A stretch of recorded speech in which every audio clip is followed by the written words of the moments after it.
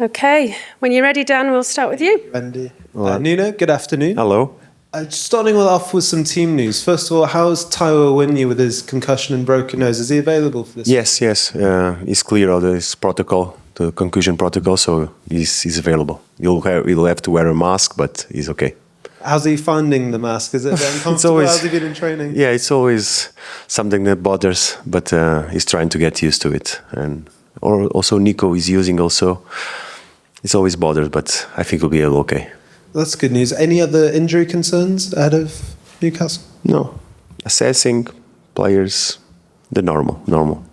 Fair enough. Looking ahead to Newcastle, where do you want to see kind of the biggest improvements from the game against Fulham last week? All over the place. All over the place. We have to play better. We have to compete better. Was not the best one. That's what we've been trying to do. I probably know the answer to this, but it's 3rd against 7th. Do you think this could be a big game in terms of European football? I think not only these games, but we are reaching the moment of the season that everybody and all the situations will decide. So everybody will be fighting for their own objectives. It's where everything is decided.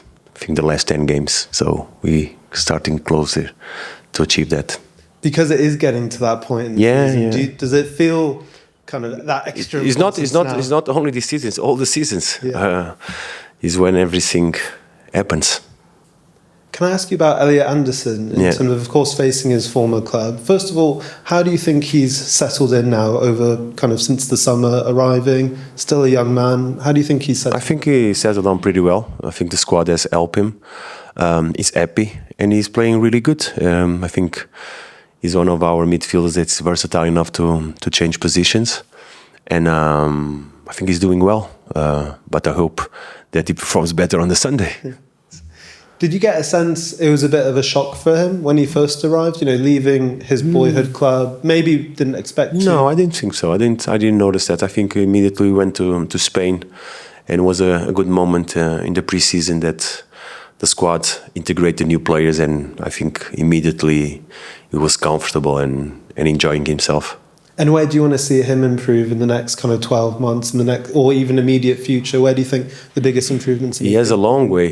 He's very young. He's very talented. There's no doubt about it. But so many details to improve. But I think he's putting his effort on it, and you can see that he's doing well. Thank you very much. Thank you, Dan. Ivan, please. Nuno, hi. I think you mentioned last week about the team needing to be stronger in this phase of the season. You just touched on it as well. In what ways do you want to see your team be stronger? In all the aspects of the game. I think we've been able this season to compete really well. And this is what we expect for the final stages of the season, knowing that each time the opponents will seem harder, the games will be more difficult. And this is what I mean. We have to be stronger and deal with what is all around. You know, the expectations, our own beliefs, moments of the players in terms of performance that sometimes you cannot sustain. That is what means being stronger in all the aspects. I know your mantra is one game at a time, and I get that. But a lot of people will have looked at your next 3 or 4 games, Newcastle, Arsenal, Man City, and a big cup tie as well in there, and see them as season-defining. I think people have said that. What do you make of that observation, and how do you see this little quartet of games? I don't change my approach. I know what I think we have more than everything. I think we have to keep the same routine, approaching day by day, trying to look at all the details that can enable us to compete well. This is what we are focused on. When you won at Newcastle last year, it was a big game for you, it felt, at the time, a big result for you. For everybody. Yeah, for indeed. Everybody. For us as a club, it meant a lot for us. I think it was long time that we didn't do it so well at St. James Park. So that's a good memory. So, having uncovered the secret to doing it, what is that secret? How do you do it again? There's no secrets in football. There's no secret. We're going to face a very good team, a very good manager, Eddie. a team that has good players and performs really well. So there's no secret. We have to play the game. We have to play, fight, and try to show our talent. And one of those players is Alexander Isak. He hasn't scored in the last couple of games, but he's having a phenomenal season. What do you make of him? What's your analysis of him as an opponent?